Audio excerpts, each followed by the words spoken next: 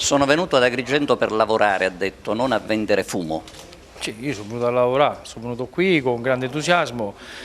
Per me è un'esperienza importantissima e sono lusingato di rappresentare l'Agrigento. Per me quello che conta è solo il lavoro.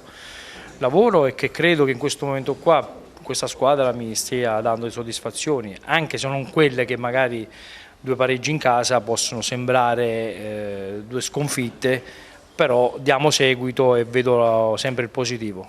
Lei ha un buon rapporto con i tifosi, ci tiene ad averlo. Io mi sento uno di loro, sono dispiaciuto per quello che è successo domenica perché un mio collaboratore ha avuto una discussione con una persona in tribuna.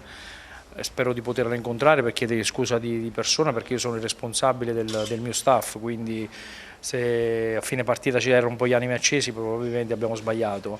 Io sotto la curva sono andato sotto la curva per ricevere e ascoltare il tifoso. Mi sento uno di loro. Io qui ho vinto un campionato, per me rappresentano il nostro 12° uomo in campo, dobbiamo dargli soddisfazioni, dobbiamo cercare sempre e sono contento che la squadra lotta fino alla fine, io voglio quello.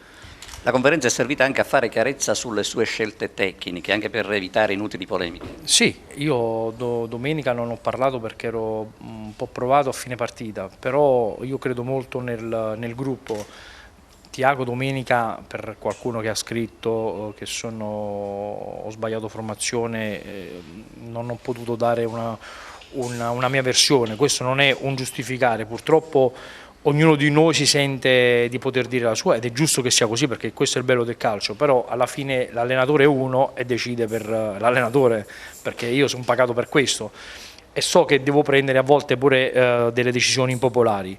Tiago è un giocatore per noi di una importanza notevole, la sua assenza l'abbiamo sentita in queste 10 partite, però io credo molto nel gruppo e nel rispetto del gruppo. Domenica Tiago me lo sono portato in panchina, ha aspettato il suo turno, l'ho fatto entrare, ma io ho avuto rispetto per Riggio che per 10 partite è stato chiamato in causa diverse volte e quindi mi sembrava doveroso che Christian avesse lo spazio che gli meritava perché a Lecce c'è stato lui, a Catania c'è stato lui, domenica ha fatto molto bene lui, è un giovane promettente e quindi io per rispetto di tutti quanti ho fatto questa scelta di portare Tiago in panchina per rispetto del gruppo.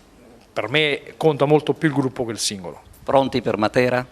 Siamo pronti, abbiamo visto già le immagini, andiamo a confrontare una grossa squadra, bisogna avere entusiasmo e coraggio, andiamo a giocarcela come sempre, come siamo andati a giocarcela a Foggia, a Catania, come sempre, noi abbiamo uno spirito battagliero, non dobbiamo perdere quello, è normale che obiettivamente a noi ci manca un po' di qualità nel palleggio, dobbiamo cercare di migliorare quello, sicuramente cresceremo. Il budget non aiuta, però ci sono delle speranze, lei ha detto. La speranza è sempre l'ultima a morire, cerchiamo di migliorarci in itinere a prescindere dal budget.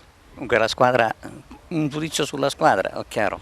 La squadra secondo me, se con la giusta proporzione, è un'ottima squadra rispetto a quello che abbiamo speso, non si poteva fare molto meglio, è così. Ma ci sono delle speranze, diciamolo in maniera...